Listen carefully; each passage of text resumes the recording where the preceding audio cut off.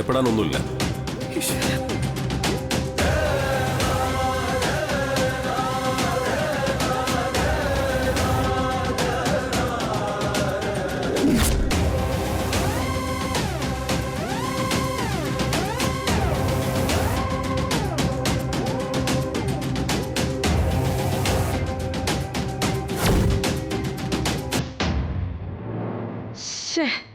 എല്ലാം ശുഭമായി കഴിഞ്ഞല്ലോ എന്ന് ഒരു വിധത്തിൽ സമാധാനിക്കായിരുന്നു. എന്റെ മനോവേദന ഈ ആയുസ് തീരില്ല. അമ്മ ഇത്രയ്ക്ക് സങ്കടപ്പെടാൻ മാത്രം ഒന്നും ഉണ്ടായിട്ടില്ല. പിന്നെ സന്തോഷിക്കുകയാണോടി വേണ്ടത്?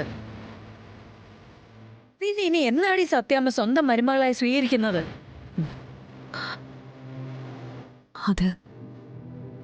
അതൊരു സമയം വരും അമ്മേ. അതിനി എന്നാ? നിന്നെ കൺമുന്നിൽ കണ്ടിട്ടും അവർക്ക് അംഗീകരിക്കാൻ പറ്റുന്നില്ലെങ്കിൽ പിന്നെ ഇനി എന്നാണാവോ? സ്വന്തം ഭർത്താവിന്റെ മരണം മനസ്സുകൊണ്ട് അംഗീകരിക്കേണ്ടി വന്നവരവര്. അതേന്ന് അദ്ദേഹം തിരിച്ചു വന്ന് കാൽച്ചുവട്ടിൽ ഒരു അപേക്ഷ വെക്കുമ്പോ പുറം കാലം കൊണ്ട് തട്ടിക്കളയാണോ അതോ ഹൃദയം കൊണ്ട് സ്വീകരിക്കുകയാണോ വേണ്ടത്? ഇതിനപ്പുറം അവരിനി എന്താ കാണാനുള്ളത്? മോളെ, നീ പറയെന്തെങ്കിലും. അമ്മ ഇങ്ങനെയൊക്കെ ചോദിച്ചാ ഞാൻ എന്താ പറയാ? വിഷ്ണുവേട്ടനോടൊരു വാക്ക് പോലും മിണ്ടാതെ ഞാൻ സത്യമ്മയുടെ വീട്ടിൽ നിന്ന് ഇറങ്ങിപ്പോന്നത് മനസ്സുണ്ടായിട്ടാണെന്ന് എനിക്ക് തോന്നുന്നുണ്ടോ? എൻ്റെ ഉള്ളിലും വേദനയുണ്ടമ്മേ. ആത്മാവ് വരെ നീറിപ്പൊകയുന്ന വേദന. മോളെ, ഞാൻ ഇവിടെ തന്നെ ഉണ്ടെന്നറിയുമ്പോൾ, ഞാൻ ചെയ്യുന്നതൊക്കെ തിരിച്ചറിയുമ്പോൾ സത്യമ്മയുടെ മനസ്സ് മാറണം.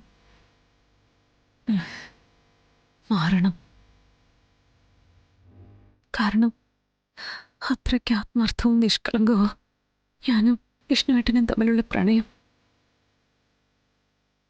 അകറ്റി നിർത്തുമ്പോഴും മുലയിൽ ഊതിപ്പഴിപ്പിച്ച സ്വർണം പോലെ അതിൻ്റെ തിളക്കം കൂടുകയുള്ളൂ.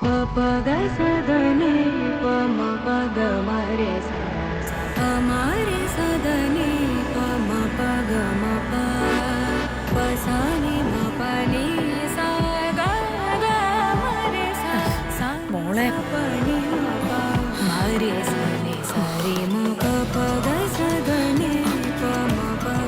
അമ്മ ഇതെന്താ കൊണ്ടുവന്നിരിക്കുന്നത്? ഉച്ചഭക്ഷണം. എന്തായാലും ഞാൻ ഇങ്ങോട്ട് വരുമല്ലേ, അപ്പൊ ഇതും കൂടെ കൊണ്ടുവരാന്ന് കരുതി. കഴിക്കാം. എനിക്ക് വിശപ്പില്ല, നീ കഴിച്ചു. എന്നാ എനിക്കും വിശപ്പില്ല. ഓ, വിശപ്പില്ലെന്ന്. മനസ്സിൽ എന്തെങ്കിലും സങ്കടം ഉണ്ടെങ്കിൽ ശരീരത്തിനാണോ ശിക്ഷിക്കേണ്ടത്? പട്ടിണി കിടന്ന ആരോഗ്യം പോവും. ആരോഗ്യം ആയുസം പാഴാക്കുന്നത് കൊണ്ട് പരിഹാരം ഉണ്ടാകുമോ എന്തെങ്കിലും പ്രശ്നത്തിന്? ഇതിപ്പോ ഞാൻ അങ്ങോട്ട് ചോദിക്കേണ്ടതല്ലേ? ഇപ്പൊ വിശപ്പായല്ലോ. എന്നാ വാ കഴിക്കാം. ഒന്ന് ഉഷാറാവന്റെ അമ്മ പെണ്ണെ. പോടി.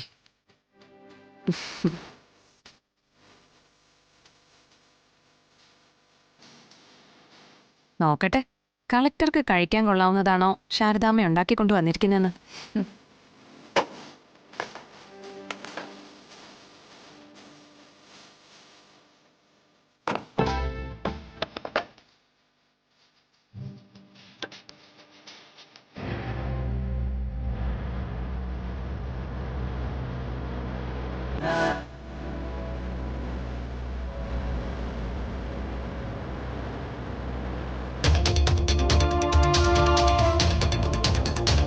ഈ പറഞ്ഞ കാര്യങ്ങൾക്കൊക്കെ തെളിവുണ്ടല്ലോ അല്ലേ? ശരി, ഞാൻ ചെക്ക് ചെയ്തേക്കാം. ഓക്കെ.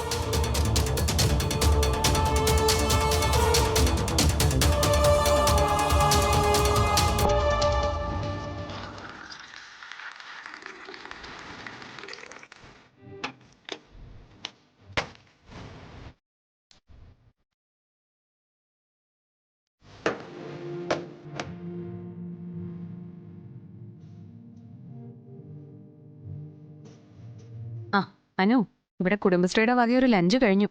അനുവിനും കൂടായിരുന്നു ഒപ്പം. മാഡം,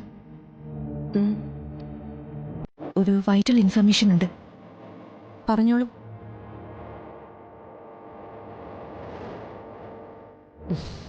പേടിക്കണ്ട, രാജ്യത്തിന്റെ രഹസ്യങ്ങളൊന്നും ചോർത്തില്ല അമ്മ. അമ്മയ്ക്ക് പാചകത്തിലേ ഉള്ളൂ താല്പര്യം. അതല്ല മാഡം, കുടുംബകാര്യങ്ങൾ എന്തെങ്കിലും സംസാരിക്കുകയാണെങ്കിൽ കുടുംബത്തേക്കാൾ പ്രധാനമാണല്ലോ നാട്.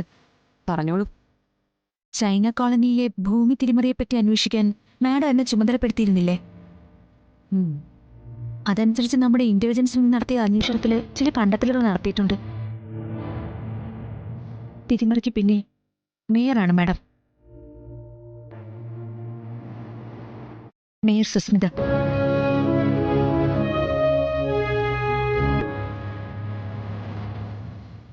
സുസ്മിത, അവളൊരു ഫ്രോഡാണെന്ന കാര്യത്തിൽ എനിക്ക് സംശയമൊന്നുമില്ല.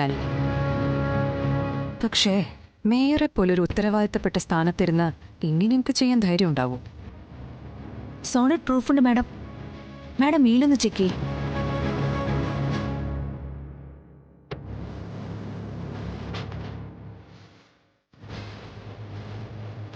അതിനാദ്യം കാണുന്ന അറ്റാച്ച്മെന്റ് മഹാരാജാവിന്റെ കാലത്ത് കോളനിവാസികൾക്ക് അനുവദിച്ച പട്ടയങ്ങളുടെ ഡ്യൂപ്ലിക്കേറ്റ് കോപ്പികളാണ്.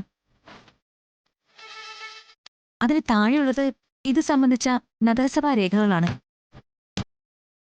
അതൊന്ന് സൂം ചെയ്ത് നോക്കിയാൽ ബുക്കുകളുടെ പേജ് നമ്പറുകൾ ചുവന്ന അക്കത്തിൽ കാണാം.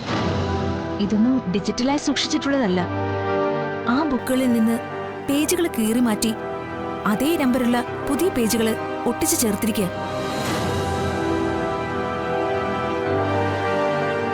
അങ്ങനെയാണ് മാഡം കോളനിവാസികൾക്കുള്ള പട്ടയഭൂമി നഗരസഭാ രേഖയിൽ പുറമ്പോക്കായത്. ബുക്കുകളിലെ പേജുകൾക്ക് കാലപ്പഴക്കം തോന്നാനായി ചില ചെപ്പടി വിധികളും ചെയ്തിട്ടുണ്ട്. വിജിലൻസിന്റെ നേരിട്ടുള്ള പരിശോധനയിൽ അക്കാര്യങ്ങളെല്ലാം വ്യക്തമായിട്ടുണ്ട്. കൃത്രിമം നടന്നിരിക്കുന്നത് അങ്ങനെ തന്നെ അവനെ ചാൻസ് ഉള്ളൂ. ഒരുപക്ഷെ അല്ല, തീർച്ചയായും ഇത് ചെയ്തത് സുസ്മിത തന്നെയാണ്. പക്ഷേ അതൊരിക്കലും നമ്മളെ കൊണ്ട് തെളിയിക്കാൻ സാധിക്കില്ല. കുറ്റം ചെയ്യുന്നതിന് മുൻപ് തന്നെ അതിൽ നിന്ന് രക്ഷപ്പെടാനുള്ള ലൂപ്പ് ഹോളും അവൾ കണ്ടെത്തിയിട്ടുണ്ടാവും. മിടുക്കിയായ കുറ്റവാളിയാണ് അവള്. നഗരസഭയിലെ ഏതെങ്കിലും ഉദ്യോഗസ്ഥൻ, സെക്രട്ടറിയോ മറ്റോ ബലിയാടാകും. അത്രേ സംഭവിക്കാൻ പോകുന്നു. ഒരിക്കലുമില്ല മാഡം, ഇത്തവണ അവർ തന്നെ പെടും. തന്റെ മേൽ ഒരിക്കലും പിടി വീഴില്ലെന്നുള്ള അമിതമായ ആത്മവിശ്വാസമാകാം ഒരുപക്ഷെ അവരെ ഈ ട്രാപ്പിൽ കൊണ്ടുപോയി പെടുത്തിയത്. അതല്ലെങ്കിൽ അമിത് ഗ്രൂപ്പിനെ പോലെ വലിയൊരു കോർപ്പറേറ്റ് സ്ഥാപനത്തിന്റെ പിന്തുണയുണ്ടെന്ന അഹങ്കാരവും ആവാം. സുസ്മിതയെ തന്നെ ഈ കേസിൽ കുറ്റക്കാരിയാക്കാൻ കോൺക്രീറ്റ് ആയ എന്ത് എവിഡൻസ് ഉണ്ടെന്നാണ് പറയുന്നത്? നഗരസഭാ രേഖകളിൽ തിരിമറി നടത്താൻ മേയർ തന്റെ ഉദ്യോഗസ്ഥരുമായി നടത്തുന്ന കൂടിക്കാഴ്ചയുടെ വീഡിയോ ദൃശ്യങ്ങള്, അവർക്ക് പണം ഓഫർ ചെയ്യുന്നത്, രേഖകളിൽ കൃത്രിമം നടത്താൻ ചുമതലപ്പെടുത്തുന്നത്, കമ്പനിയുടെ ഇടനിലക്കാരായ ചിലരുമായി കോഴപ്പടത്തിന് വാഗ്വാദം നടത്തുന്നത്, ഇതിന്റെയൊക്കെ കോൾ റെക്കോർഡ് അടക്കം നമ്മുടെ കയ്യിൽ കിട്ടിയിട്ടുണ്ട് മാഡം. ഇതുകൂടാതെ സുസ്മിതയുടെ അക്കൗണ്ടിലേക്ക് എത്തിയ 10 കോടി രൂപയുടെ കോഴപ്പണത്തിന്റെ ഡീറ്റെയിൽസും.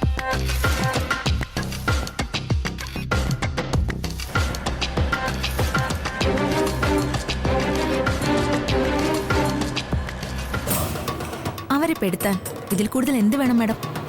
പേഴ്സണലായ വിവരങ്ങളടക്കം ഇത്രയും ഡീറ്റെയിൽസ് കിട്ടണമെന്നുണ്ടെങ്കിൽ മാഡത്തിന്റെ സംശയം ശരിയാ, അയാളെ തന്നെയാ ഇൻഫോമർ. ഇതാണ് മാഡം ശരിയായ സമയം. മാഡത്തിന്റെ ശത്രുവല്ലേ സുസ്മിത? ഇപ്പൊ നമ്മളൊന്ന് മനസ്സ് വെച്ചാ കത്രിക പൂട്ടിൽ വീഴ്ത്താം. ഇനിയൊരവസരം ഇതുപോലെ കിട്ടിയെന്ന് വരില്ല. എന്റെ ശത്രു എന്നതല്ല അനുപല്ലവി പ്രധാനം. സുസ്മിത ഒരു മേയറാണ്, ജനപ്രതിനിധി. എന്നാലും മാഡം ഫൈൻ അനുപല്ലവി. ഞാനൊരു കാര്യം പറഞ്ഞ് ഏൽപ്പിച്ചപ്പോൾ അത് വളരെ സുന്ദരമായിട്ട് തന്നെ കൈകാര്യം ചെയ്തു Anu. I'm very much grateful to you and my heartfelt congrats.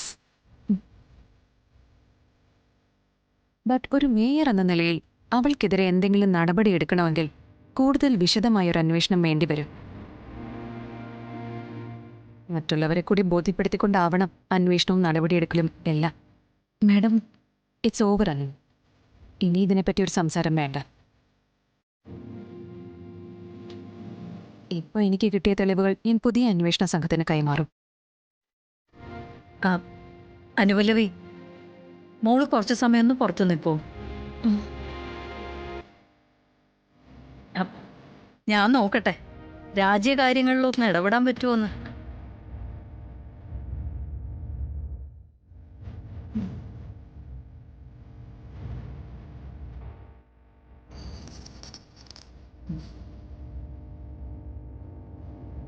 എന്താ അമ്മേ? നിന്റെ അമ്മയായിട്ട് മാത്രമല്ല, ഈ രാജ്യത്തെ ജനങ്ങളിൽ ഒരാളായി കൂടിയാണ് ഞാനിപ്പോൾ സംസാരിക്കുന്നത്. അമ്മ എന്താ വലിയ ബിൽഡപ്പൊക്കെ? ആദ്യം നിന്റെ അമ്മയെ തന്നെ സംസാരിക്കാം. നിന്റെ ജീവിതത്തിലെ പ്രശ്നങ്ങളുടെ എല്ലാം മൂല കാരണം ആരാന്ന് നീ ഒന്ന് ആലോചിച്ച് നോക്കിയേ. അമ്മ എന്താ എന്നെ കളിയാക്ക? ആദ്യം നീ എൻ്റെ ചോദ്യത്തിന് മറുപടി പറയേ. അത് സുസ്മിതയാണെന്ന് ആർക്കാ അമ്മ അറിയാത്തത്? സമ്മതിച്ചോ? വിഷ്ണു നിന്നെ താലി കെട്ടി സത്യാമ്മയുടെ വീട്ടിൽ ചെന്നപ്പോ ഒരു ദിവസം നിങ്ങളെ സമാധാനമായിട്ട് ജീവിക്കാൻ അനുവദിച്ചവള്. നിങ്ങളുടെ ആദ്യ രാത്രി തന്നെ എത്ര തവണ മുടക്കി ആ നാണം കെട്ടവള്. കല്യാണം കഴിപ്പിച്ച് വിട്ടിട്ടോ ആ ശല്യം ഒഴിഞ്ഞു പോയോ? പലതും പറഞ്ഞ് നിങ്ങളുടെ വീട്ടിൽ തന്നെ ചുറ്റിപ്പറ്റി അങ്ങ് നിന്നു. സ്നേഹം ഭാവിച്ചു നിന്ന സ്വന്തം ഭർത്താവിനെ തന്നെ ഒരു കൊക്കയ്ക്ക് മുകളിൽ നിന്ന് താഴേക്ക് തള്ളിയിട്ട് കൊല്ലാൻ നോക്കി. ആ കേസ് തിരിമറി നടത്താൻ തന്നെ അവൾ എന്തെല്ലാം കൃത്രിമം നടത്തി. എന്നിട്ടോ ശിക്ഷയും കിട്ടിയില്ലേ? നീ പറയുന്ന ഈ പുണ്യവതി 6 വർഷം ജയിലിൽ കിടന്നു. അതെ അമ്മേ, പക്ഷേ നിക്ക്, ഞാൻ പറയട്ടെ. ജീവന്റെ ജീവനായ വിഷ്ണുവിനെ ഉപേക്ഷിച്ച് നീ ഈ നാട് വിട്ടു പോകാൻ കാരണക്കാരിയായത് ആരാ? നൊന്തു പ്രസവിച്ച കുഞ്ഞുങ്ങളിലൊന്നിന് ഒളിവിൽ മറ്റൊരാൾക്ക്.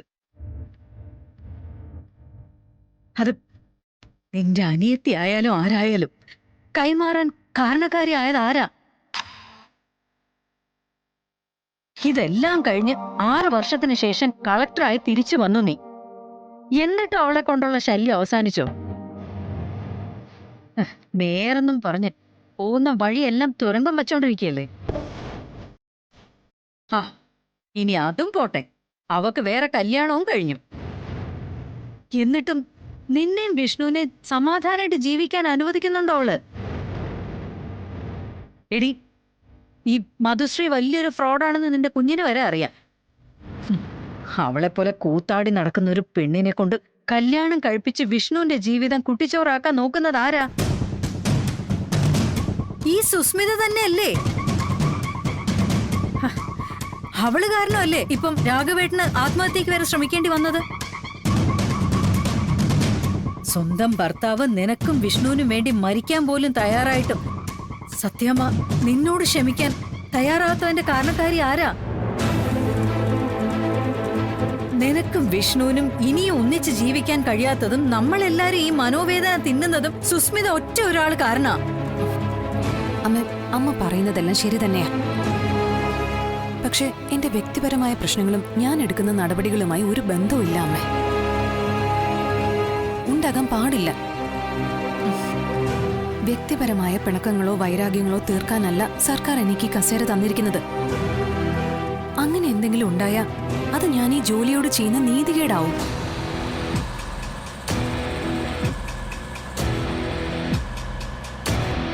ശരി, ഇനി നിന്റെ അമ്മയല്ല, ഈ നാട്ടിലെ പൊതുജനങ്ങളിൽ ഒരാളായിട്ടാണ് ഞാൻ സംസാരിക്കാൻ പോകുന്നത്.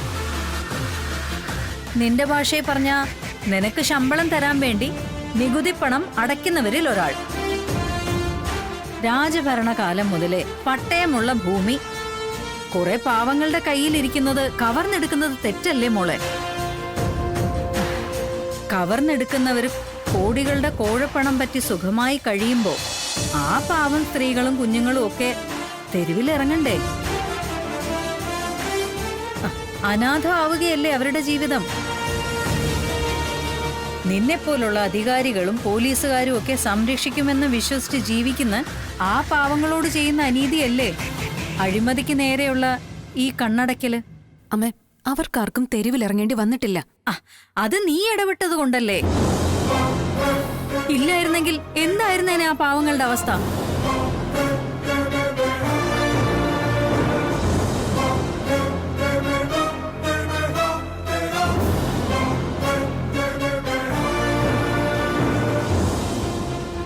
മോളെ, ഇപ്പൊ നിനക്ക് മുന്നിൽ ഇത്രയും തെളിവുകളുണ്ട്.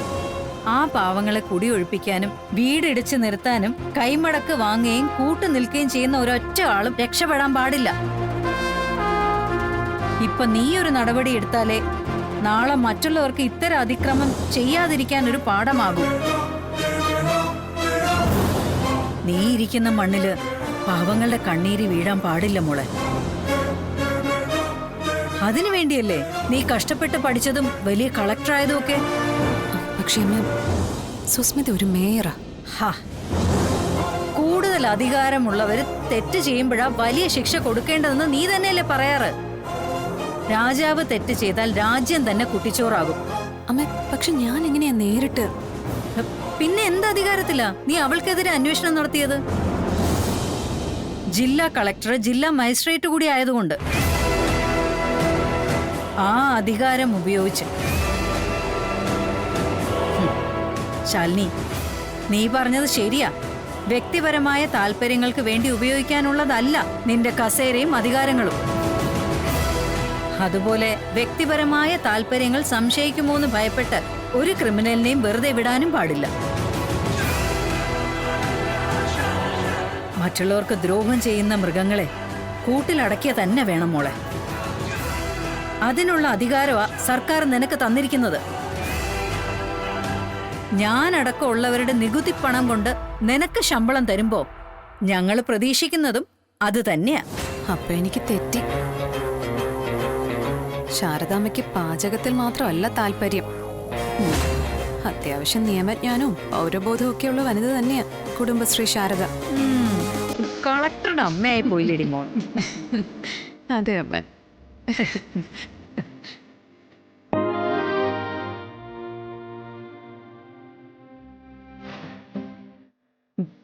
അമ്മ വിഷമിക്കണ്ട. ശാലിനി ഇവിടെ ഉള്ളപ്പോ നല്ലതേ നടക്കും.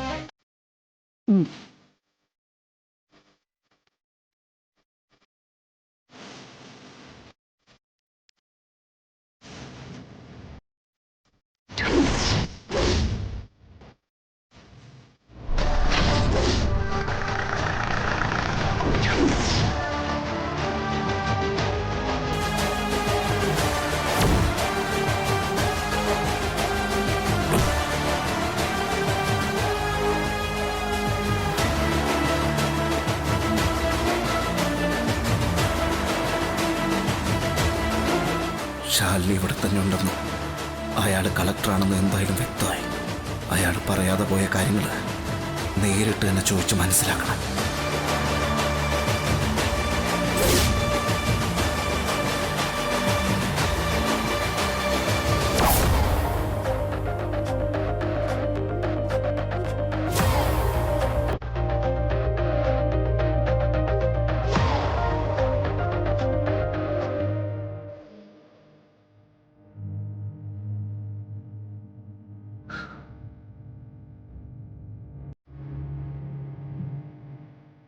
ആ മോളെ, ഞാനെന്നാ ഇറങ്ങട്ടെ.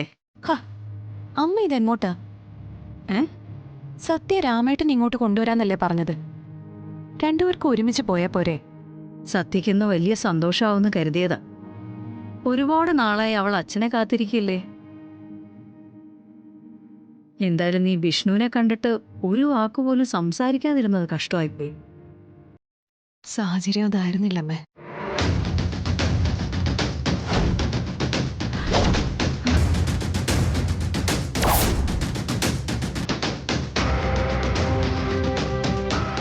വിഷ്ണു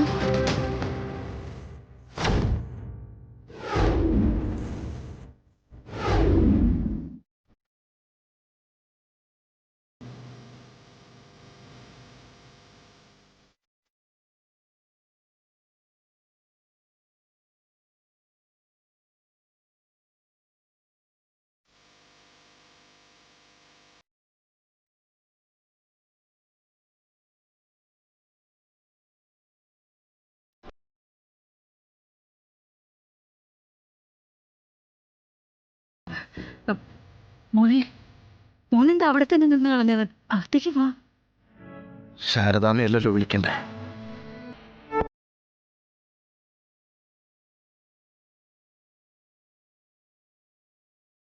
അവകാശമുള്ളവർക്ക് അനുവാദം ചോദിക്കേണ്ട കാര്യമില്ലല്ലോ അമ്മേ.